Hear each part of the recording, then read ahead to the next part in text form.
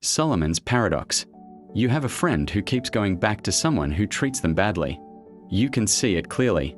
Everyone can. It's obvious from the outside this relationship is hurting them, and they need to leave. You've told them this. Calmly, directly, with evidence. They agree with you in the moment, and then they go back anyway. You think, how can someone so intelligent be so blind? Here's the uncomfortable answer. You are that person. Just about different things. This is Solomon's paradox. And before we go further, let's talk about where the name comes from. Solomon was the king of Israel, described in ancient texts as the wisest man who ever lived. People traveled from distant lands to hear his judgments. His decisions were legendary for their clarity and insight. And yet, according to those same texts, Solomon's personal life was a disaster. He made choices in his own affairs that contradicted everything he preached. The wisest man in the world undone, by his own inability to see his own situation clearly. Wisdom about others, blindness about yourself. That gap has a name now. In 2014, psychologists Igor Grossman and Ethan Kross at the University of Michigan ran a series of experiments to study this exact phenomenon. They gave participants two scenarios: a relationship problem happening to themselves and an identical problem happening to a close friend. Then they measured the quality of reasoning in each case. How well did people consider multiple perspectives? How willing were they to acknowledge uncertainty? How wisely did they think through the situation? The results were consistent and striking.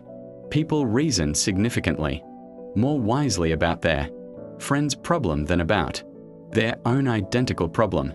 The same person, the same situation, completely different quality of thinking, depending on whose life it was happening to. This is Solomon's paradox. They finding that we tend to reason more wisely about other people's problems than about our own. Here's why, and this is the part that makes it human.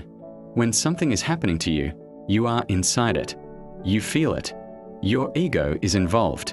Your fears are activated. Your identity is tied to the outcome. The emotional noise is so loud that it drowns out the clearer signal underneath. When it's happening to someone else, you have distance.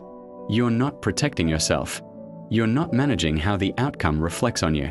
You can see the full picture because you're not standing in the middle of it. Grossman and Kross found that this gap in reasoning quality was connected to psychological distance, how far removed you feel from the situation, emotionally and personally. More distance, clearer thinking, less distance, worse decisions. And here's the part that should sit uncomfortably. Think about the areas of your life where you give the most confident advice to others. Relationships, career decisions, how to handle a difficult person, what someone should do about a situation that's clearly not working. Now think about those same areas in your own life. How's your reasoning there? Most people, if they're honest, will notice the gap immediately.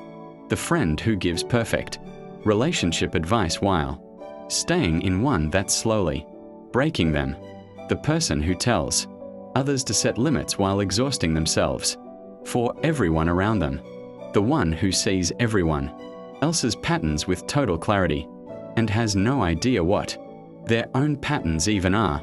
This isn't hypocrisy. It's not stupidity. It's Solomon's paradox, operating exactly as the research describes. Grossman and Kross didn't just identify the problem. They tested a potential solution. They found that when people were asked to reason about their own problems using self-distancing, specifically thinking about themselves in the third person, referring to themselves by name rather than I, the quality of their reasoning improved significantly. Instead of thinking, "What should I do about this?" thinking, "What should your name do about this?" That shift in perspective, small as it sounds, created enough psychological distance to reduce emotional interference and improve the clarity of thinking. It works because it partially replicates the same distance you naturally have when advising a friend. You step slightly outside yourself. The noise reduces. The clearer signal becomes easier to hear. Here's what the stakes actually are. The decisions you reason most poorly about are not the minor ones. They're the ones closest to your identity, your relationships, your work, your self-image, your deepest fears. Precisely the decisions that matter. Most are the ones you are least equipped to think clearly about, because your emotional proximity to them is highest. That's not a flaw you can simply correct by trying harder or caring more. The research suggests the issue isn't effort, it's distance. And effort, by itself, doesn't create distance. It often does the opposite, pulling you deeper in. Solomon was the wisest man in the world, and he couldn't see his own life clearly. You give advice to the people around you that, if you followed it yourself, would change things. You already know what someone in your situation should do. The real question isn't what you know. It's whether you can find enough distance from your own story to actually use it. Thanks for watching. Next time, why your memory is not a recording. It's a reconstruction. And every time you remember something, you're quietly changing it.